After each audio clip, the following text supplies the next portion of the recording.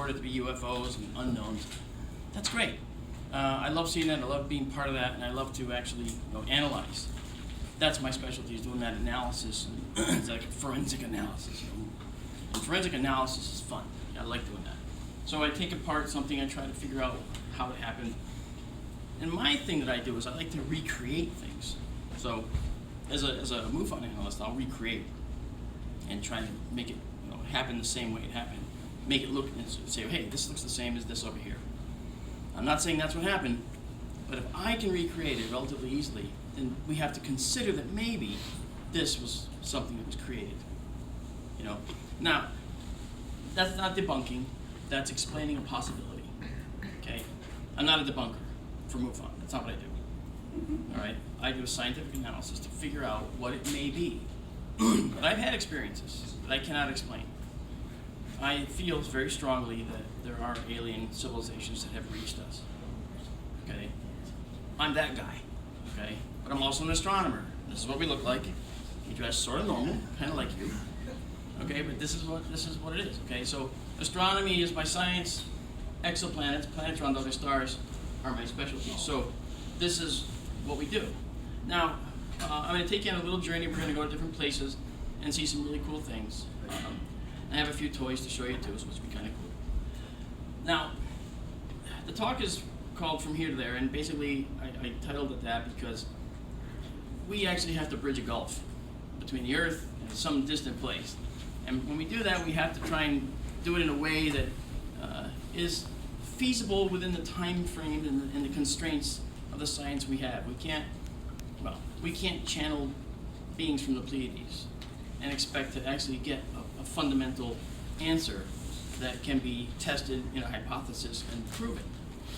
It's a very subjective experience in that case. It's objective when we can actually get scientific information, scientific data, get meat and potatoes of stuff that we can test. And that's what this is all about. Finding planets around other stars is step one. There's about 1,000 steps, okay? But finding the potential places is step one. Now our planet, okay, we host abundant life here on this planet. And the thing is, we have a very unique situation. We have a planet which has an oxygen atmosphere. And I've told a few of you this already, I think, ahead of time, but planets don't like having oxygen in their atmospheres. It's an error. It's not natural. Oxygen quickly binds up with compounds in the soil, goes into the water, and it actually disappears from an atmosphere in a very short time. So we have an overabundance, okay? So this planet that we so enjoy is in what's called disequilibrium. It's not in equilibrium with other types of planets of this nature. The oxygen is constantly being replenished. And here on this world, the oxygen is being replenished by life. So guess what? If we're going to look at an exoplanet, planet around another star, what are we going to look for? An oxygen atmosphere, perhaps. If we can see that, then we know something is replenishing it. Right? Now, could it be volcanoes? Well, yeah. They can spew water vapor and so forth. That's true. But the oxygen that we see is, H2 diatomic, 2 hydrogens and 1 oxygen. That's in water. Okay? But if we see diatomic oxygen, where it's 2 oxygen atoms together to make this molecule of oxygen, that is something unique to our species that our lungs utilize, that our tissues need for the energy. So we're going to see if we can find that. Now, next year we'll see the James Webb Telescope go up. Now that telescope is 21 feet across, mirror, 21 feet in diameter. Hubble is 8, okay, 8 feet across. So this telescope is more than twice the size of the Hubble, and it's going to be able to detect the atmospheres of these exoplanets and see, for the first time in history, in all of our history, whether we'll actually have the opportunity to find a planet just like the Earth somewhere else. Pretty cool. Now, speaking of our Earth is, I think it's predisposed to hosting life. Now, it's not predisposed because we're so unique that we're specially handpicked, okay? This planet is actually not so unique. This planet is actually around an ordinary star, and it's an ordinary size. It's not big, it's not small, okay? But the fact is, comets and meteors delivered these building blocks of life to this planet. All right. This is, and the other thing is, the planet itself builds the building blocks of life all by itself, without any help from us, obviously, because we weren't even a glimmer when this came about. So that process that creates the building blocks of life, and by that I mean amino acids. All right. Now, before I go further, I just want to tell you, my voice sounds rough. That's because I have paralyzed vocal cord. So, go figure. Hey, I talk a lot, whatever. But so it sounds like I have a cold. I'm not sick at all. So just so you know that, because it's a little put off. Someone's in the front row saying he's going to cough on me. I'm not going to do that. So, going back to this now, the processes that created the building blocks of life here on Earth were studied by Stanley Miller and Harold Urey back in the 50s, in the early 50s. And what they did was they created this little experiment, a flask, and it had water vapor in it, the H2O, it had methane, it had ammonia, it had carbon monoxide, and this hydrogen molecule. In other words, the constituents of the primordial atmosphere that we thought the Earth might have at that time. And they let this go for a week. It was a spark gap, and the spark was going in that constantly. There was water that was being evaporated over the top and dripping down like condensation to simulate rain. So it was sort of a microcosm Earth that was created in there to see what would happen. That's all it was. It's a very simple experiment. But after a week, they found that this flask was full of amino acids, the building blocks of life. I mean, that's automatic. So what is that spark? Lightning. What is the water? The oceans. So this is a corollary to how life began here on Earth. And they discovered that. Now, this is interesting because 50 years later after this experiment, they went back and looked at those little flasks that were made in the Miller-Urey experiment, as this was called, and they found many, many more amino acids that were undetectable at the time when the experiment was carried out. So you see, this is something that has far-reaching effects. So consider now that the Earth had billions of years to do all this. Well, at one point, they found and discovered that this amino acid conglomerate formed peptide chains and proteins. Basically, a simple-celled creature arose from all this, and it was a tiny little bacteria called cyanobacteria. Basically, blue-green algae, green slime. Okay, that's the green slime. You can see the green slime. Okay, the green slime. These little workhorses were interesting because our atmosphere was very, very heavy back then. It was 90 times denser than it is now. It was like Venus's atmosphere here, but density. So it was not livable in any way. And so the green slime basically exuded oxygen as a waste product and ate carbon dioxide for food. So the atmosphere was mostly carbon dioxide. So guess what happened over time? The CO2 level dropped, the density of the atmosphere got smaller. But then the thing that really helped us along was the fact that these cyanobacteria were joined by other life forms, which also did the same thing. And it took a billion years, a couple billion years actually, of time. And then the oxygen levels rose to a high enough proportion so that it was constantly being replenished. It was being also absorbed by the soils and made into oxides, like iron oxide is rust, right? So iron compounds would rust in the ground.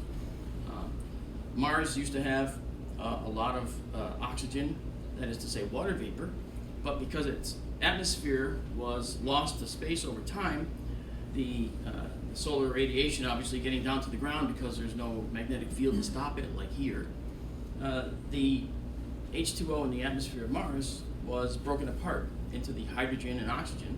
The hydrogen got lost to space, and oxygen went down to the ground where it bound up with iron compounds, making iron oxide. And Mars is red. It rusted. I mean, that sounds oversimplified, and it kind of is, but that's part of the reason, that's actually the great reason that Mars is red. And so, all these things make sense when you start to chug through them. So, beyond the cyanobacteria, another early form of life were these stromatolites. Now, what are stromatolites? Well, these are just imagine a blanket of sticky ooze on top of the rocks. You know, the slime we're talking about? Now, sands and other debris washes on top of it. It sticks to the top, killing that layer, but more form on top of that. So they end up building layers like this. They're photosynthetic. They want to see the sun, so they make sure they optimize their position to see the sun. So this is an evolutionary thing. Stromatolites are among the oldest life forms on the planet. These are on the west coast of Australia, and there's another set that were found at another location on the planet. And again, they look like little rocks. Well, big rocks. And they're not. They're living remnants of the oldest creature on Earth. So when we talk about going and looking elsewhere in our solar system for life, not just here, we kind of get an idea of how it happened here. But what about elsewhere? Okay, we know that life requires water. That's important. We came from the oceans. A little aside that I tell is, you know, your skin is salty, right? And it's salty for a very important reason. It's actually the salinity of the ocean, because your skin organ seals in a vestigial ocean that you carry around with you, because you came from the water. And that's why we're made of that saline salinity, that saline water. So it's really cool. Now, it turns out the solar system has plenty of water, okay? And we look at places like the Cassini mission to Saturn, R.I.P. Cassini. It dove into Saturn earlier today and was destroyed on purpose after a 20-year mission. Pretty good. And it was really kind of funny to see this. I watched the JPL. I don't know if you saw the footage. Yeah, okay. Not yet. Not yet. You will. The program director. Okay, he was. They saw the radio signal from Cassini. Then all of a sudden it went like this. That's where the radio transmitter melted. And then shortly thereafter, the probe died. The guy gets up with tears inside. Well, it's over, you know, basically. And it was 20 years that he devoted his life to, you know. So it was very emotional, you know. It was really great. So Cassini showed us many things, including a tiny moon of Saturn called Enceladus, 300 miles across. But when Cassini went around the backside and the sun was on the far side, he saw these geysers. You see them on the lower left. These geysers were the first indication that that little tiny moon was full of water, because they were made of ice. These are ice particles coming out. Now, Enceladus is a small example, all right? And these water geysers are well known now and been very well studied. The other thing is, these geysers, it turns out when they look at the source where they're coming from, there's a corollary to what's happening here on our own planet. At Enceladus, there are fissures in the southern hemisphere where this is happening, and those fissures run along the bottom where this location is. They think there's a small ocean under that ice crust, right? And there are these fissures that run along the bottom, and out of these fissures is coming this mineral-laden stuff, because the Cassini probe found all kinds of minerals in this water that's being spewed out. So much so that they think that perhaps methane is being produced, you know, underneath. And if it's methane, then there's another corollary to what I said about before, which is that here on the Earth, we have those black smoker vents, Yeah. right? Off the Pacific coast, right? The Wanda Fuga Ridge. And I spent a lot of time working and talking with the Alvin team at Woods Hole Oceanographic Institution. And I spent a lot of time up there just because, you know, to be an astronomer and understand our planet, and, you know, to go on to, say, planetary science, you also have to spend time looking at our own planet to understand the processes here before we can talk about the processes out there. So looking at the black smoker vents, you'll find out that there's methane being spewed. There's an extremely complicated process through which the creatures that live around those vents get their sustenance. And there's a chain, food chain, bigger and bigger creatures. Now, could that be happening on Enceladus? Maybe. We don't know. That's the wonder of it. You know, if we said, nah, it's not happening, all right, we'll move on. But we don't know that. It may be. We might have it there. So, but the thing is, it's not only Enceladus. It's only 300 miles across, remember. So it's kind of small. But we have another choice. We have Europa at Jupiter. Europa is 1,900 miles across, right? And it's much bigger. And we think there might be a 60 to 90 mile deep ocean under the icy surface of Europa here. And the thing is, the thick layer of ice on the top is also being breached by geysers, as it turns out. These dark spots are called freckles, and they're areas where material from underneath has actually reached the surface and kind of, spread out over the surface a little bit. And over time, it gets recycled. And the curious thing was, why isn't Europa all brown? Because these freckles are this brown contaminant material. Why aren't the freckles all brown throughout? Why isn't the whole moon brown? And the answer turned out to be that because Europa is also spewing out material in its geysers, all right, from this potentially deep water ocean, it's resurfacing itself because it's going around Jupiter, and as it goes around Jupiter, all the stuff it's spewed off, it runs into again. It's going around, and so it ends up coating itself with itself, the ice that came from within. So it's a really interesting process. So that ocean is impressive. Now, this is what Hubble saw. It saw hydrogen and oxygen, from Europa, which is a wonderful thing because this says that even moons like this around planets in our solar system, Jovian planets, gas giants, even these moons look like they can actually harbor potential life of some type, especially when we have something with this kind of potential variability in it, the deep ocean. It's just impressive, So that's a composite showing Europa with the geysers superimposed. So now if we talk about life elsewhere, we want to look at planets elsewhere. Well, we want to find them first. How do we do that? Well, we do that with the Kepler Space Telescope. We did. Now, when the sun sets, if it was clear, or if I could have run the Skywatch, you would have seen it. At night, as soon as the sun sets, right overhead is the place that the Kepler looked. Right tonight, right overhead will be when the sun sets, you'll see it right about there. And that telescope looked at 100,000 stars in the constellation Cygnus. And it found a tremendous amount of planetary bodies.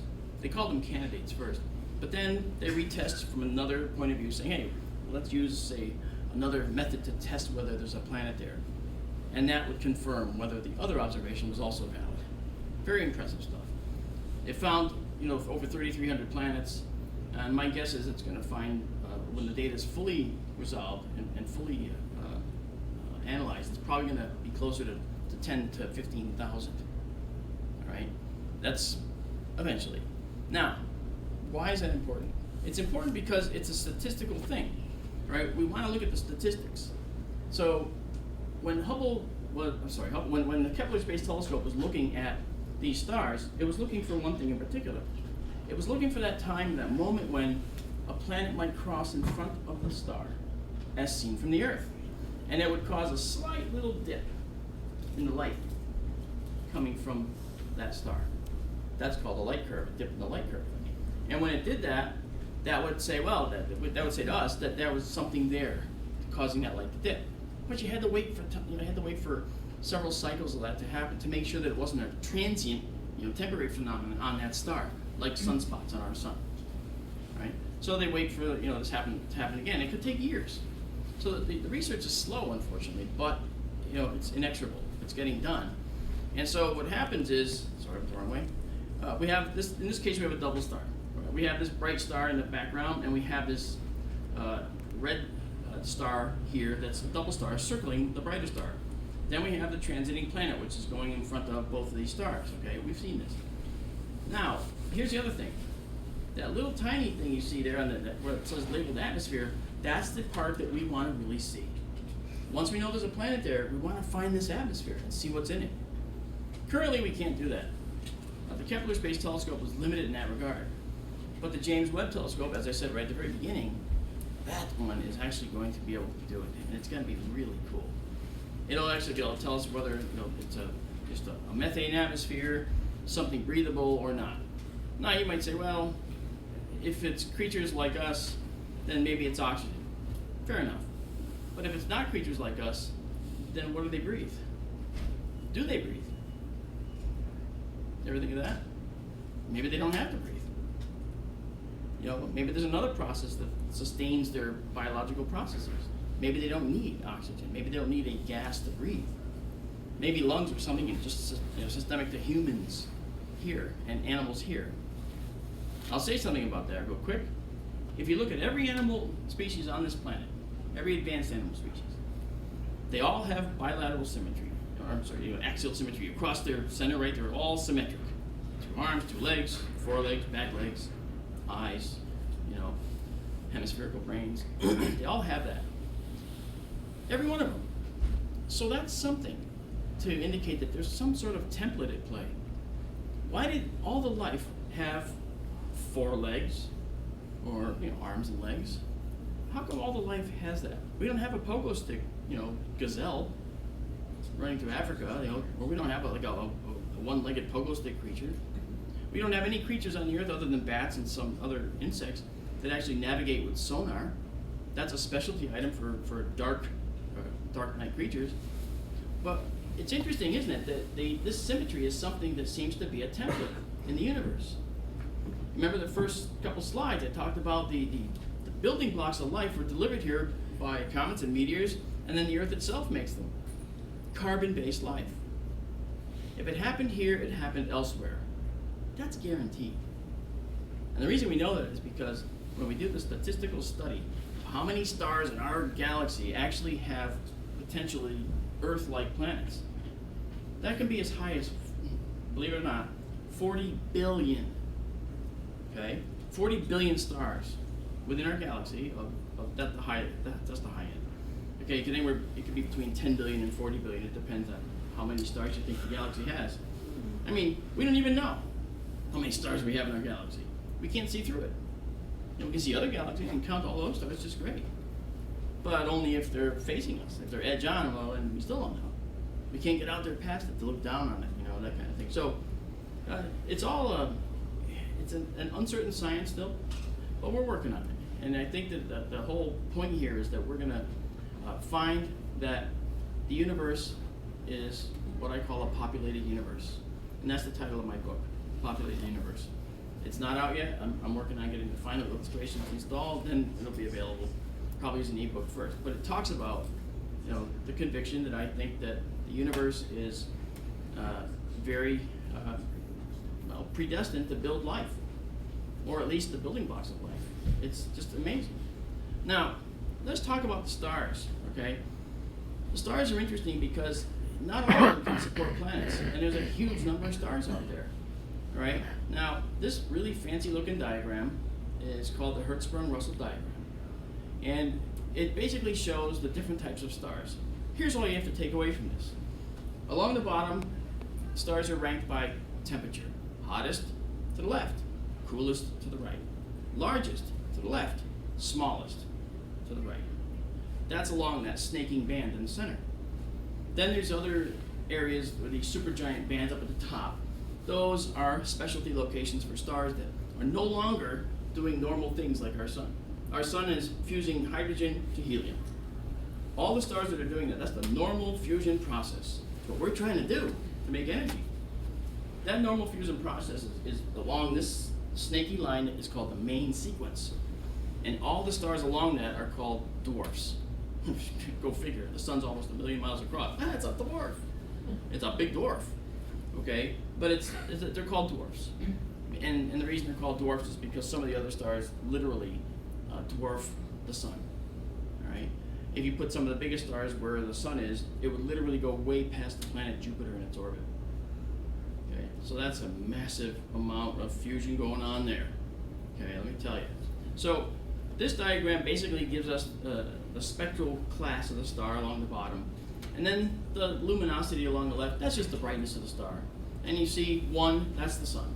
So along the left you see a 1, and then you draw a line across, that 1 is where we are. So you see all the types of stars that are hotter, brighter, and stars that are cooler, smaller. Right. Now, let's take a look at those. And I want to kind of do this in a cool way. First, I got to show you this. Okay, I added this slide, and it's important. It's the periodic table of the elements. Now, why do we have that here? And I'm just going to do something over here while I'm talking about this. The periodic table of the elements is a fundamental a byproduct of our study. This is looking into that. This is how much covering it. All right. This shows us that we have all these elements in our periodic table. Where did they come from? The stars. Everything you're made of was once made in a star. Every single thing you're made of, every atom, was once formed in the heart of a star somewhere. It's sort of a mental thing that can kind of become overwhelming when you think about it. You know, Carl Sagan, one of my favorite astronomers, passed away. He always said that, you know, and this is how he said, "You're made of star stuff." Okay? Right? You're good. Right? That was his favorite line, star stuff, you know? And I just, as a kid, I listened to that and think, star stuff. Wow, Mom, we're made of star stuff. Yeah, okay, eat your dinner. Okay. That's what I got. Right? But that's the thing, right? I mean, no one thinks about that. But the fact is, we are. And the color code there shows you where things come from in the periodic table. Stars like the sun make all the green, basically. Stars that are exploding, that are larger than the sun, only in those explosions are those elements made, okay? And then when neutron stars, which are, it's a whole other topic, and in other words, strange matter combined in the stars, okay? When those are merging, they explode, they form giant, they make massive explosions. The pressures are something that we can't even comprehend mentally. And those pressures forge even other elements that would not ordinarily be made. And you can see that they're the heavier elements down there, more complex elements, more electrons, more protons, and so on. Okay. So that here is basically the sort of the layout of where all of the elements that we make manufacturing with, all the chairs, the rugs, everything in this, you know, the wall board, your glasses, everything, okay, was once made in the heart of stars. The first stars in the universe actually never, you know, when they blew up, and they did, they sent out some elements into the interstellar medium.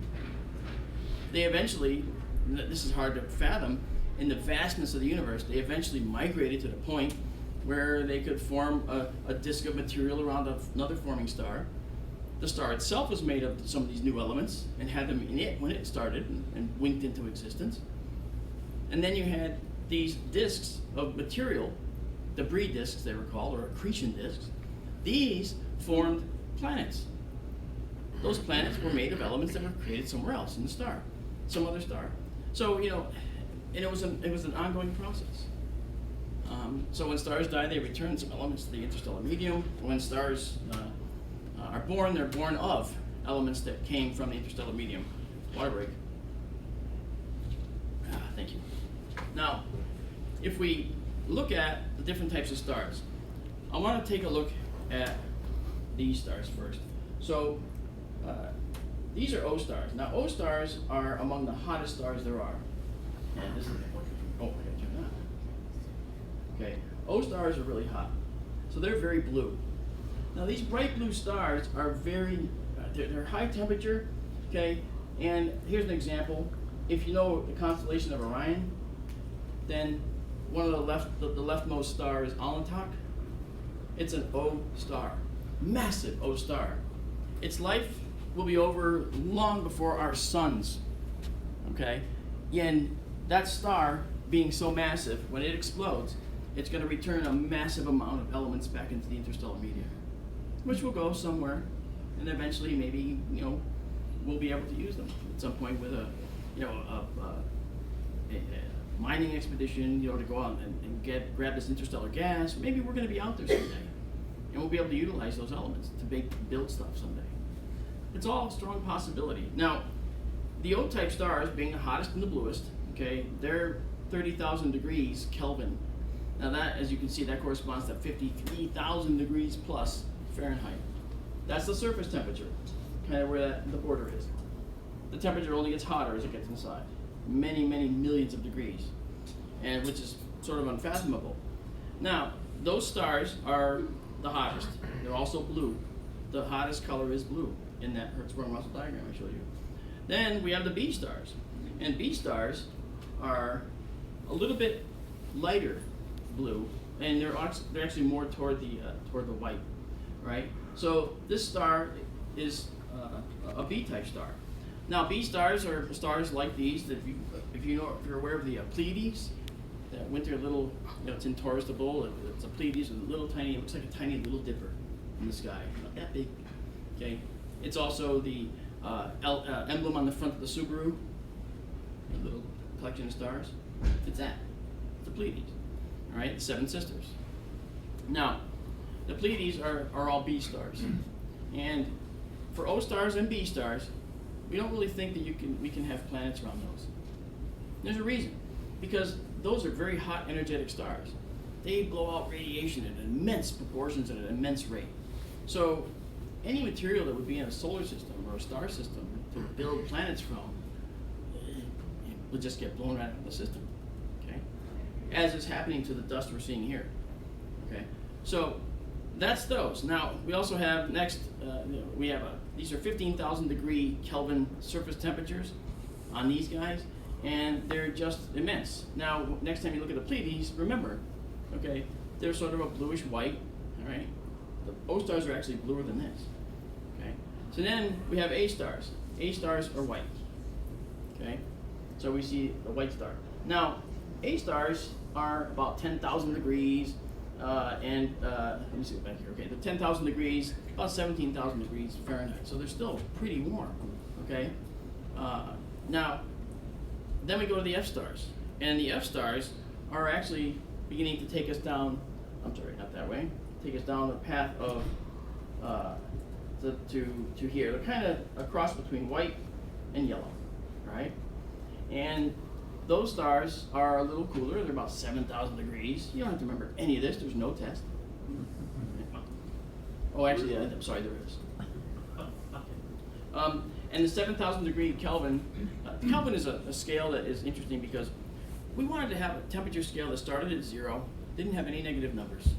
And that's the Kelvin scale, okay? And so any centigrade, Celsius number, if you subtract 273 from it, you get the Kelvin value. Okay, that's how that works. Minus 273 is absolute 0 Kelvin degrees. Yeehaw, you are now scientists. Awesome. So after we get through the F stars, okay, we come to our star. We're a G-type star, right? And it's the same color. It's pretty much a yellow star, all right?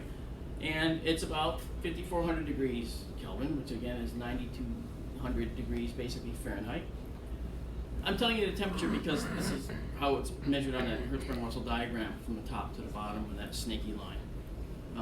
Now, this star is our star, obviously. We know planets can form around this type of star. But then we have the K stars, and the K stars start down the orange path, right?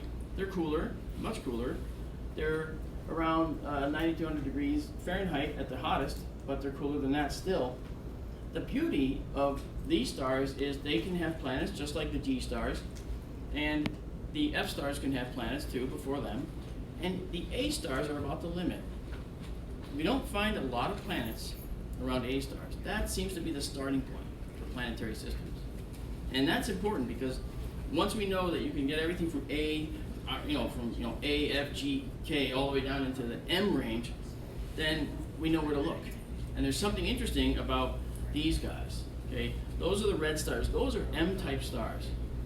M-type stars are interesting. The reason is because they last and survive in the universe for trillions of years.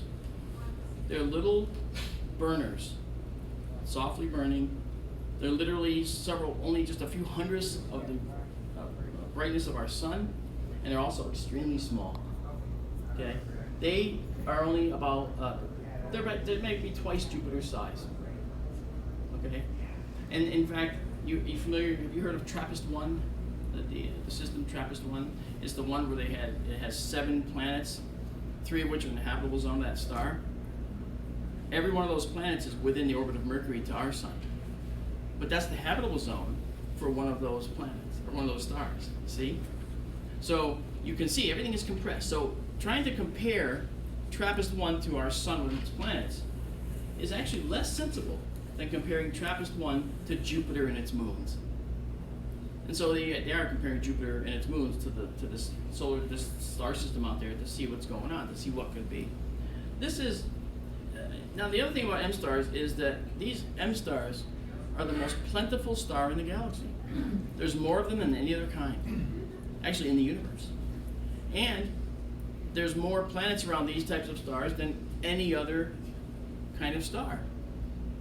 Now what does that mean? It means that we should be able to go outside and find some of these, right? And just look up and see some M stars. You can't see a single M star with your eye. If this is a fairly light-free area. If it was clear, we would have been doing a sky watch, and you would have been able to see how beautiful it looks out there. It's just like, you'll cry like a little baby. I do. It's just gorgeous. Under these kinds of skies.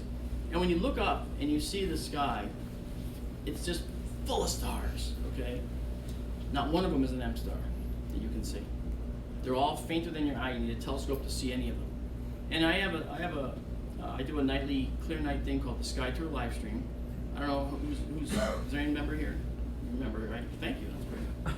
Sky Tour live stream is a YouTube channel that I started actually only a few months ago, and it's going along pretty well. And what we do is we go view deep sky objects, and we take a tour, and we use a special camera that I have to actually see things in low light, to see them, in real time. You've seen some of these, right? Yeah. You have a favorite object we've looked at? I kind of like that Cat's Eye Nebula because I just like the way the atmosphere or the stellar material is around it. Yeah. So now the Cat's Eye Nebula, for instance, is what's called a planetary nebula. It's a dying star. And when stars get old and die, sometimes what they do is they start to slough off their outer layers, and the star's gravity is not enough to pull those outer layers back once they get out to a certain point, so they just keep going. And the star is now a hot central, core type star, and it illuminates and causes the nebula to fluoresce and do all these things. And one of them is called the Cat's Eye Nebula.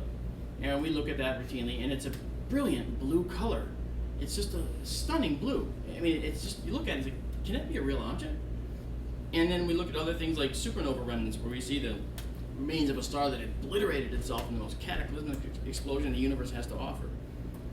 And I showed folks what's called the Veil Nebula in Cygnus, right overhead. I'd never seen it before in my life because I was always in skies that could never see it. But I had surgery a couple of years ago, and then for my recovery, where I was supposed to be resting, I was actually building an observatory. And I put it on my front lawn. It looks like a big white minion on my front lawn. It's got the top, it's me Stewart on Halloween. I put a big goggle in front, and I paint the head yellow. And the telescope in there is big, it's up over your head, and it has this camera on it, and computers and TV screens, so you can see what the telescope sees. And it can steer itself, you tell it where to go, use an iPad, just point and go. It's like the Apple Store, okay, go, and it goes. It's really nice, and it's all Wi-Fi controlled. The benefit is that I can get people to see things that they could never see, including myself. I looked at this thing in the sky that I'd never seen, a beautiful filamentary thing. It was so delicate, and it was born of a cataclysmic explosion of a big star. And what they do is they explode outward, and they're moving. Nothing in the universe is sitting still, ever. I know you go out night after night, you see the stars in the same place, year after year, decade after decade, but only because they're so small, and so far away, and the movements, that they're doing are so small relative to their distance, you can't tell. Yet, it's happening, and it's actually very impressive. Now, let's talk about some other worlds that we found. I think it's important that we get to this, because the science has brought us to this. The science has brought us to the place where we can actually see and find other worlds, right? So why not talk about them? Now, in one case, we have Proxima Centauri b. Are you familiar with Proxima Centauri? We have Alpha Centauri as the closest star to us, other than the Sun. And then we have Proxima, right here. Here's Proxima. Ow, ow, ow, ow. They're hot. No, so Proxima Centauri is a brilliant red star, okay? And this star actually has a planet around it, okay? Proxima Centauri b is a star that is, a planet rather, that is circling a little red dwarf, okay? And the red dwarf is very much like any other red dwarf, but it's the closest star to us. Proxima Centauri is right now it's on this one part of its orbit where the Earth is over here, and it's actually closest to us. Now, if you look on the screen, you can see Proxima Centauri is actually part of a triple star system, right? Including Alpha Centauri A and Alpha Centauri B. So from Proxima, you'd see those two stars as well as the brightest stars that you see in the sky with you, okay? And they are together in the distance, and then Proxima is orbiting both of them. And then orbiting Proxima is, you know, this little guy, one of these little planets. Okay? So there's a planet orbiting Proxima, and this is my prediction for the planet. I own a special effects company, so why not, right? So I made up a little Proxima Centauri B, you know. Yeah, and this is actually hefty, you know. I could throw this and it really hurt. But this is a very interesting location because it stands to reason that this could be the closest, well, it is the closest star to us, and we're investigating and creating some very important space probes that might find their way to Proxima Centauri. What do I mean? Well, if we look at the fact that we are in possession of the knowledge that a warp drive is possible, and we know that in 1994, a guy named Miguel Alcubierre invented what's called the Alcubierre tensor. It's a mathematical proof that a warp bubble could be created. What's a warp bubble? Well, if you're thinking of Gene Roddenberry, it's not in Star Trek. It's not that far off, but you got to imagine that, you know, isn't that just like silly? Is that just a silly concept that was created by, you know, a screenwriter? The answer is no, because if we can create enough energy around our ship and had enough energy to create this thing called a warp bubble, it's like we can remove ourselves from our X, Y, and Z universe, which all moves through time, and isolate ourselves. And then we could contract the distance between where we want to go and where we are, and lengthen the distance between where we are and where we came from, effectively transferring ourselves through the universe. It sounds very weirdly complicated, but that's actually what it does. And so when the first pass at creating a ship to do this was designed by Miguel Alcubierre, he actually came up with a value for the amount of energy that would be required to make this mythical warp bubble. That mythical warp bubble would require the energy that's the same as if you could convert Jupiter to energy. So something the entire mass of Jupiter converted to energy is what you need. That is stupendously, colossally impossible. So it became a thought problem. And he said, well, it's a thought problem. But then a NASA scientist began to rework the part of the ship design that created this warp bubble. And he created a new warp generator, basically. And that thing required 10 to the 26th power less energy to do than Jupiter. In other words, in terms that we can all understand, instead of having to take something inside the equivalent mass of Jupiter and converting it to energy, you get something the equivalent mass of the Voyager spacecraft converted to energy. Now it became practical, and NASA's funded a lab. They're looking for it, and they're looking to do this right now. We will have an interstellar probe probably in the next 40 to 50 years. That's going to be impressive, you know. And it all happened because of that thought problem that was supposed to be kind of a funny joke, haha, you know. But that's really what it is, and I think that's kind of cool. And I think where we're going to go with it is we're actually going to use that initially, but it's way too slow. We would need some kind of, you know, a way to get, you know, to the nearest stars more like instantaneously. To do that, we have to dive into string theory, which we're not going to do. Okay, but if we go into string theory and we can actually find ourselves punching out of our universe, if this is our universe, they call it a membrane. We can punch out, okay, sit up here in what's called the bulk, B-U-L-K, like bulk produce. So you're sitting up here in the bulk location, then you can punch in anywhere else you want in the universe. That punch out, punch in process is how I think they're getting here. It's how I think they're working. Why? Because we are barely 60,000 years into our written history. And we already see that as a possibility as a species. Now, add to it that the Earth is 4.5 billion years old. Yeehaw. But the universe is 13.8 billion years old, isn't it? So that means the universe existed for over 9 billion years before we even came along, before the Earth was ever created.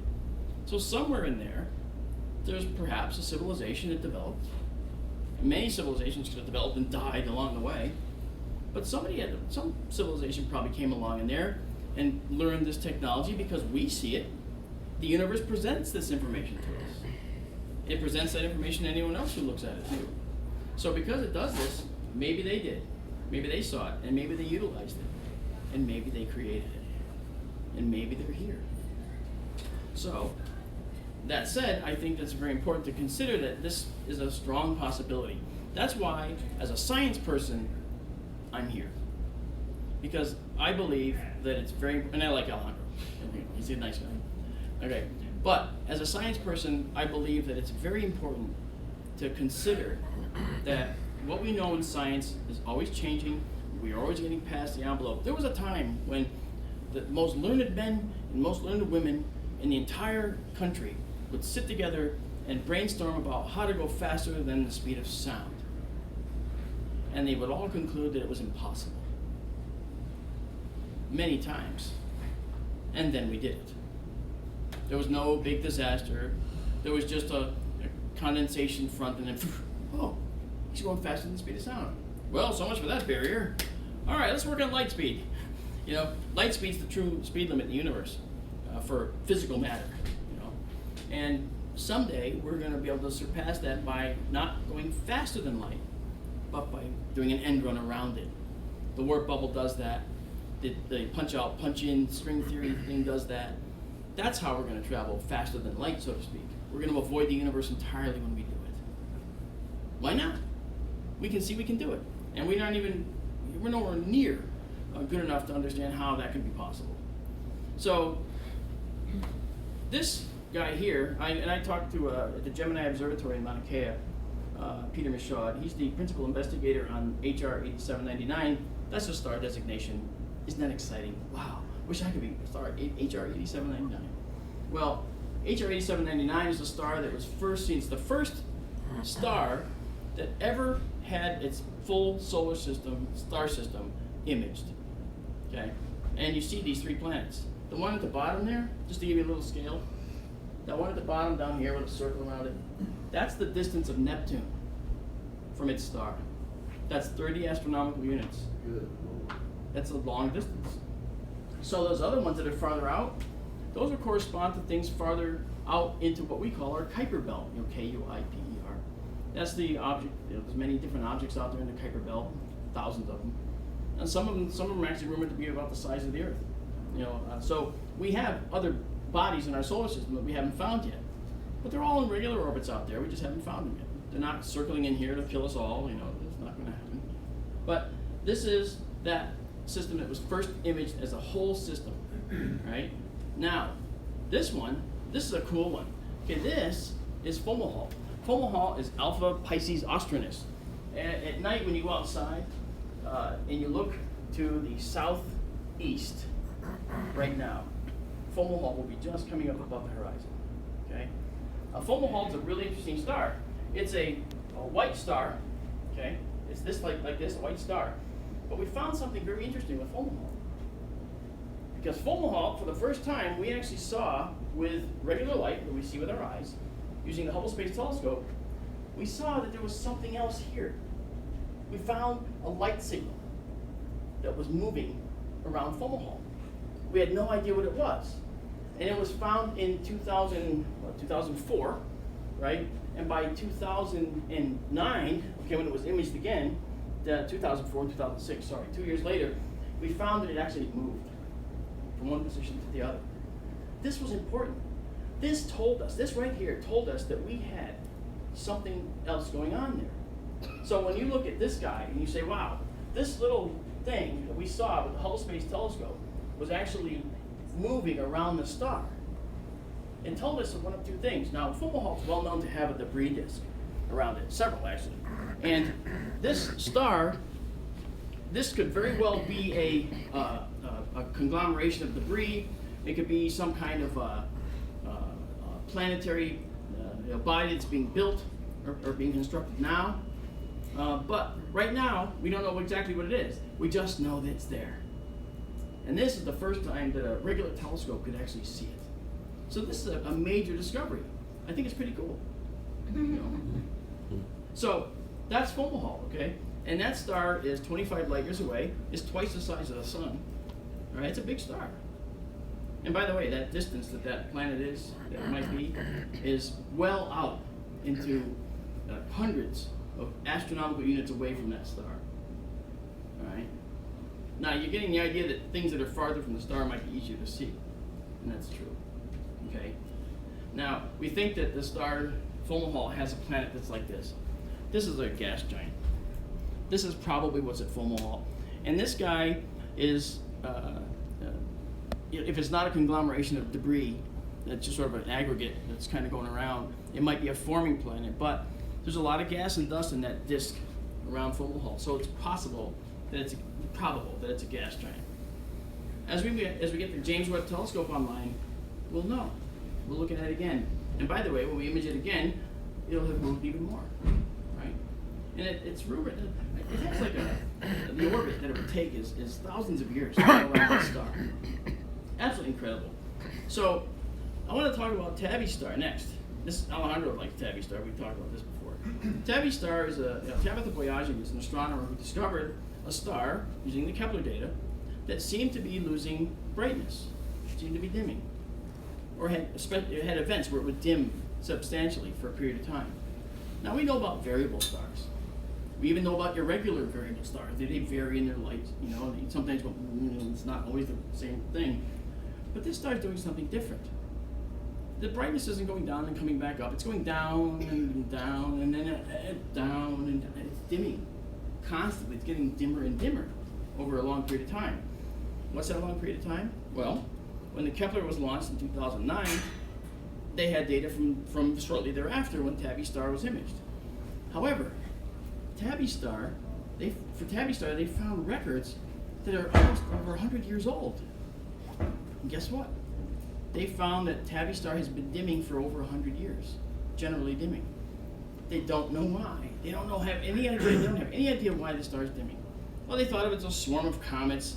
Okay, they thought that maybe it's some kind of asteroid belt. Okay, they actually thought that maybe it was planets that are colliding, that are breaking up.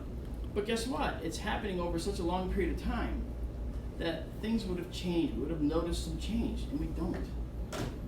Okay, when Tabitha looked at the instrument error of the Kepler to see if that was a possibility, like an error, that's possible. Science experiments go wrong. Readings can be bad. They found that it wasn't wrong. They got duplicate data, and it was correct. It really is doing what we're seeing here. What could be causing this? Could it be a natural process? Or is it possible that we're talking about some kind of alien construction?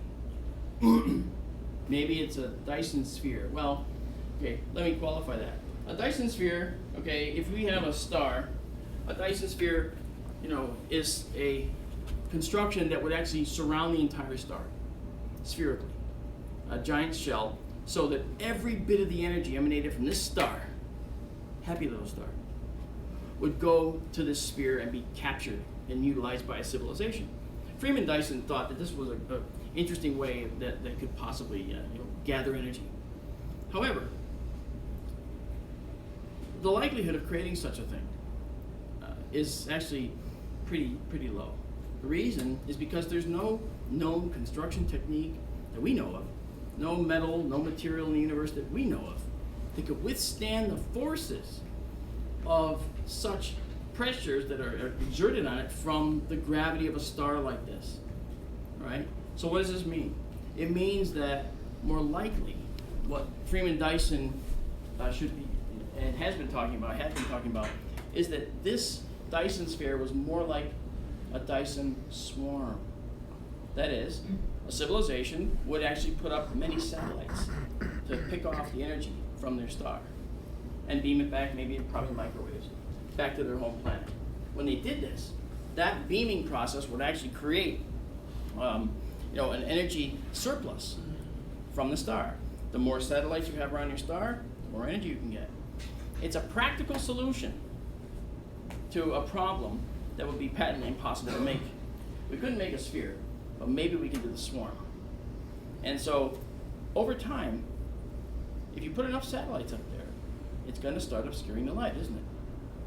So over the last 100 years, that dimming of the light, maybe it's a swarm. Maybe we've already made contact and don't even know it. Thank you. I'm done.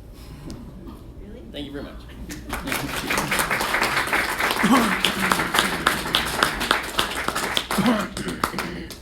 I had one more slide, but it just basically points out what we don't know. Okay, we only know just a few percent of the universe. Yes, sir.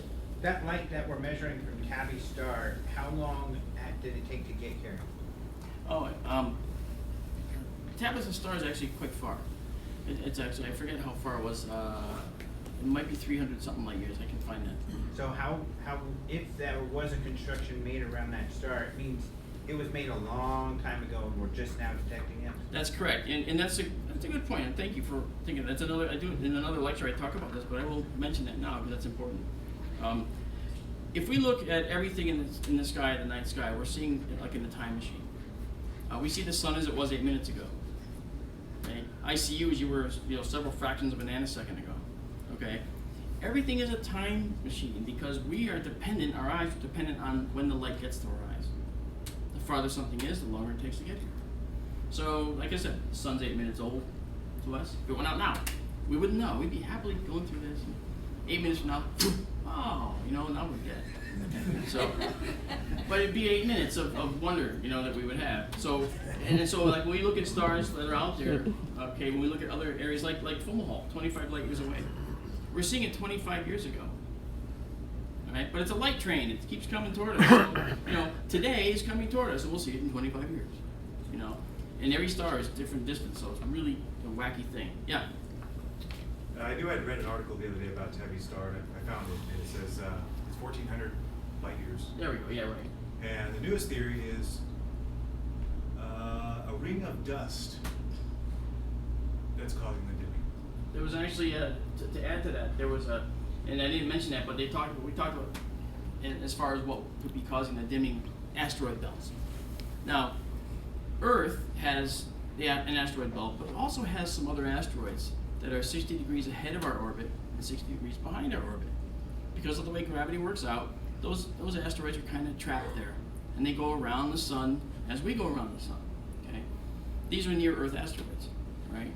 I knew one of the principal researchers on the near-Earth asteroid project. In fact, she was an astrophysicist with Goddard, and she's the one who was responsible for actually landing on an actual asteroid with a probe, and it's just an amazing feat. So we have a good idea that the asteroids can and do sit at other places in the orbit. So if there is a ring of asteroids, okay, or a ring of dust or whatever, we would expect to see some changes that would say, we think it's dust. We would expect to see, for instance, and this is the problem we're having, when we look at the solar system, that star system, we would expect to see infrared radiation, excess heat from the heated up dust. It's not there. We don't see it. So maybe and Tabitha's trying to get a Kickstarter going to actually do an infrared study in more detail with the James Webb Telescope, because the James Webb Telescope is actually going to have as its primary instrumentation wonderful infrared systems, and that's going to be something that's going to tell us about the atmospheres and so forth, like we talked about. You'll be able to get the spectra and everything. But the dust needs to have a spectral signature. That is, you need to see that excess heat, and it's not there with Tabby star. That's what's been so perplexing and vexing to people looking at this. There's nothing there to indicate what could actually be there. If it was dust, okay, that's great. We'd see it. The Spitzer telescope would see it. The infrared telescope would actually see that. Right now, we don't see anything. If it's a very fine dust, is it possible that it's actually accumulating along the plane of its existence, and as it comes toward us, we see it as an accumulation and miss it somehow? Maybe. Well, again, we would see it one way or another, and the research isn't there yet to show that we actually see any kind of excess heat coming from Tabby star. Well, I think we can all agree that the alien megastructure theory is a lot more exciting. Well, it's a lot more It does. exciting. It's a little more frightening too. Okay, because at that distance that they're located, if they can go interstellar using any of these methods I talked about, they could be here in a couple of days. Or they could be here in a few minutes, depending on if they want to do the dimensional. Well, let's all go outside. Huh? Let's go outside in a couple minutes. Okay. After they shut off our sun. Let's go out in 7.5 minutes. Could you comment on Robert Lanza's theory of biocentrism, that life creates the universe and consciousness is the key to understanding the universe? Meaning we kind of create our own reality and our own sense of what's really out there. Yeah, no, I understand it. And actually, that's something that I've talked about before. One of the problems that I have with it is that as individuals with free will, we can create our own realities. And some of us, unfortunately, do. Okay? And they're not too good sometimes. But if that's the case, then we should expect to see that we don't have commonality between these realities. There should be, differences between the realities as perceived by individuals. Okay? We shouldn't have this common pool of realities as if this is all we are allowed to think about. See? So I don't feel that that's. I think there's something missing there. I not being able to see data. I can't comment without seeing data to make some kind of a logical, intelligent response to that. But it's a personal feeling, and personal feelings aren't subject to scrutiny. Aren't subject to you didn't say this theory right. I can say what I want, and my personal feeling is that we see the universe as it is. We perceive it differently as individuals. Okay, oh, that star is green. No, it's red. No, it's blue. Whatever. We have differences in the way we perceive things, but the common view we all have, I think, is just the way the universe is made. Now, I don't think that we can change that view. I think that that's what it is, and unless we just ignore things, if we ignore some science, then we can make the universe what we want it to be. For instance, the flat Earth people. Okay, flat Earth believers, are basically my nemesis. Okay, when I flew to Los Angeles to do the MUFON symposium one year, I landed and I had to run right into a conference room. I don't think you were there. I think Lee Spiegel was there, Nick Pope was there. When we were there, and I had to go on a call right away because I had to speak to someone about a debate in astronomy. Well, I got on the phone with this international and national show, and it was a debate on the flat Earth. What? Why are you even including me in that? And so really it sort of devolved into a very bad situation because they create their own reality and they force observations into their hypotheses that don't make sense, but then they have another reason why that didn't make sense, and that makes sense, you see. And so all together it's supposed to work, That's something that, so I see that a lot with that world. With the people that believe in Nibiru and Planet X, or so to speak, we do have, other planets out in our Kuiper Belt. There are planets out there, right? So it's not that far-fetched to say, well, what if one comes into the inner solar system? That's not far-fetched. It may have happened in the past. But I don't believe there is a Nibiru now. There's no pending danger coming from a giant planet coming toward us. There's no planet on the opposite side of the sun as us directly. We would see the gravitational effect on all the other planets, including the sun. We don't.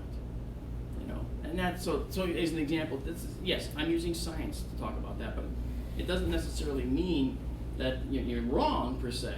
Okay, it just means that if you believe there's a Nibiru, well, you may not be wrong, but if it is, it's in a regular orbit out in our Kuiper Belt, maybe 60 to 80 astronomical units away from the sun, and unless something comes along like another star farther out to perturb it or disturb it out of its orbit and send it into our inner solar system, if that happens, well then, the Nibiru people are going to be right. Okay, but for now, that's not. All right. So as far as creating our own reality, I think the universe is what it is, and what we observe collectively is actually sort of a sum average of what we really are seeing. So that you're saying the sum total of the collective unconscious is actually what we're reflecting in our I think you're shoehorning what I'm saying into the thing you want it to be, perhaps, with that, and that's okay. No, I really just trying to get your thoughts on it. Well, again, my feeling is that the collective observations we make, it's one way. They're coming to us, we're seeing them, we're interpreting them. I don't think that we're seeing something and then making it anew, making it a different observation. Because I think that our collective experience is something that's based on what we observe, what we test, what we theorize. I don't think that there's any kind of collective conscious control over the universe. You know, that's just my feeling. Interesting question. Any other questions? Yeah. Just a quick one, you were talking about an interstellar probe in the next, 40, 50 years? Yeah, I think that we probably could. I mean, this might be the size of a Coke bottle. Why so long? Because there's technology here to actually, we have to be able to harness the amount of energy we require. And when I say convert the equivalent mass of, say, like a Voyager spacecraft to energy, that's a real short statement that has a really long technological process behind it that we don't have yet. See, warp bubbles that have to be made to actually have this happen don't exist. They're theorized.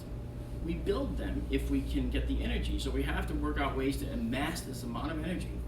But you see, we have to amass this amount of energy and keep it going. Now, there'll be several tests, just like with fusion. Okay, fusion is the power of the stars. You know, hydrogen is being fused into helium in normal stars like our sun. And then helium is being fused into carbon, nitrogen, and oxygen in bigger stars. And then beyond that, okay, it happens in the bigger stars still. But when we look at a probe, there's going to be a development process. We're going to see, first they're going to do a test. Let's build a warp bubble. And you'll hear maybe from CERN, okay, or from over there, some new facility like that. Scientists managed to maintain a warp bubble for approximately 0.3 seconds. We don't know what it's going to take. Remember, fusion's coming in just 10 years. I heard that 30 years ago. Every 10 years, 10 more years, 10 more years. It's the power of the future, it always will be. Right? Exactly.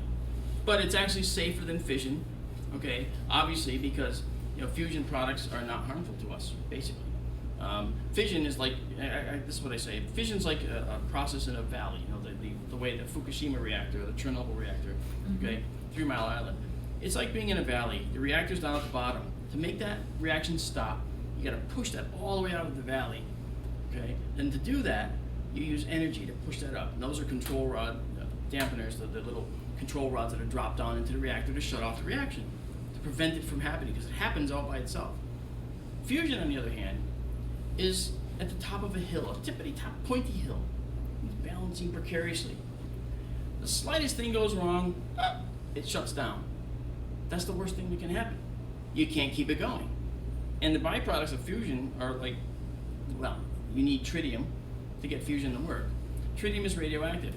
The horrors. But tritium you can rub it on your skin as a powder, and it won't even penetrate. So tritium is not that dangerous. You actually all have tritium in you right now. You breathe it, but then you get rid of it. See, it's not cumulative, like other types of radiation. It's not destructive, like ionizing radiation, stuff from Chernobyl. Okay, so that stuff isn't, fusion's where we're going to go, and it's necessarily hard to get there, but that's the thing. When we get there, we're going to have this limitless energy, and that's going to change the face of our planet. It's going to change the face of third world countries. It's going to change the face of the energy crunch. It's going to change how we react to countries that have oil versus not having oil. It's going to change big oil. It's going to change every single facet of our energy-consuming lives. I mean that joke, Mr. Fusion, on the back of the on the back of the DeLorean. Let's go, Marty. Right? Well, that may be a movie thing, but I often say this. I don't believe that we can think of anything that's truly impossible. So if you see that, okay, just like our cell phones, right? Which I left somewhere. Our cell phones are actually. Oh, you have it. Our cell phones are actually, basically out of Star Trek. And if you had a Star Trek communicator like Captain Kirk uses, right? I was like, Scotty, beam me up. There's no intelligent life here, right? If you had that, right?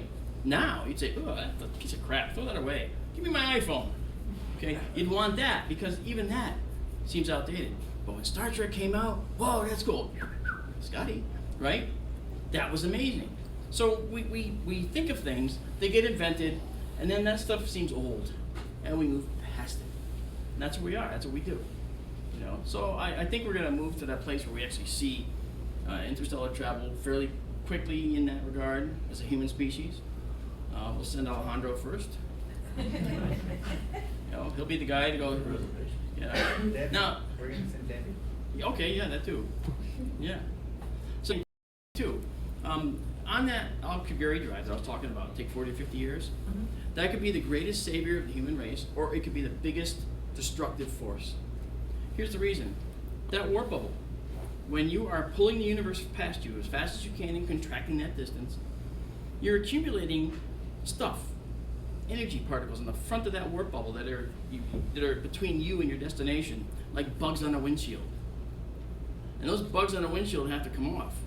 So when you stop, you might be going to Proxima Centauri, okay? You see the star, you see the planet, you'll stop and you'll see, as you're slowing down, you'll see that there's all kinds of space stations and there's, wow, they have a Dyson swarm. They're doing fantastic things. It's an advanced race. Holy cow. And you shut off the warp drive, and all those particles come off. And then, boom, the entire system is destroyed by that energy. That's predicted. So, you say to the person next to you, let's tell them there's nothing at Proxima. Let's go home. Yeah, nothing here, nothing to see here, you know, and they slink away. Well, that's the problem that we have with that theory. The Alcubierre drive actually has a problem with that energy. Okay, so that's why a trip to Alpha Centauri, which is actually theoretically doable in 5 days on the Alcubierre system, will probably take 2 weeks, right? Because as you get there, you start to slow down, bleed the particles off. Okay, bleed that energy off, that excess energy that's very destructive, you know? Now, that brings up another point, and that is, if another race had an Alcubierre drive, couldn't they use it to destroy us? All they gotta do is send it here at top speed, and then just stop, and then boom. We have the resources now, Frank. Yeah, it's all floating there. They called it Earth or something, you know? I mean, that kind of thing. We don't necessarily know if that would ever happen, but the truth is, because we don't see it out there, maybe it's something that actually hasn't been implemented. Maybe we shouldn't see it. Maybe because the universe is so vast, it's only a matter of time before someone comes piling through our solar system with the Alcubierre drive, right? But it's a very slow process. You know, that string theory drive is probably much better, because that wouldn't be harmful to us or anybody else. Yeah. You know, you just earlier said that the light speed is the speed limit of the universe, and the way to go in the future is an end run around it. Is that beaming up Scotty, essentially? Yeah, well, A version of it? it's a version of that, because if you think about how the transporter system was supposedly worked, it disassembled the molecules, but it beamed them Or to the result anyway. Yeah, but it beamed them to the planet at light speed. Because once you're particles, you can go at light speed. You can't go as a corporeal solid beam, because that's, you know, they Roddenberry adhered to Einstein. That was pretty cool, you know. But yeah, it's a beam me up, Scotty. You know. So thank you again, guys.